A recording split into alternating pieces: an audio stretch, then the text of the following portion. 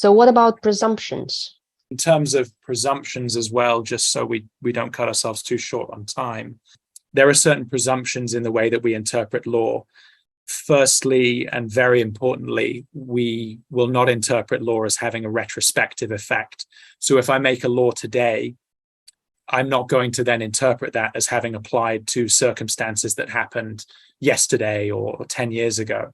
So there's an unusual case for this actually called RVR in 1991 concerning marital rape and whether or not actually at the time it was technically established law that it was a crime or possible to rape one's spouse.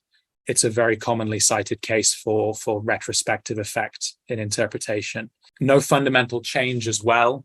We would not tend to interpret law in a way that is fundamentally inconsistent with previous concepts in common law.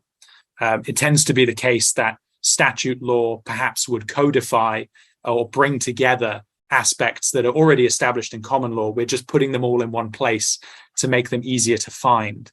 It would be less common to assume that there is going to be a conflict between the two. An example of this might be in the Companies Act 2006. We have duties for directors of companies. Now, those actually reflect very closely common law duties that previously existed for directors. There's no conflict really between the two. No liability without fault, again, is an assumption that we would have in criminal law or tax obligations, that you should not suddenly be liable for something where there's not an issue of fault or culpability. The Crown will not be bound as well, an assumption for certainly some areas. International law will not be infringed.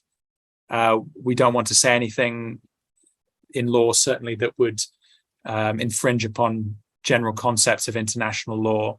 Particularly, I remember studying this in the context of EU law. We had to be very careful. And human rights law, the ECHR, which we have as the Human Rights Act. Actually, good you mentioned the Human Rights Act. Also, judges must interpret the law or construe the law in the light of the act, right? Yes, absolutely.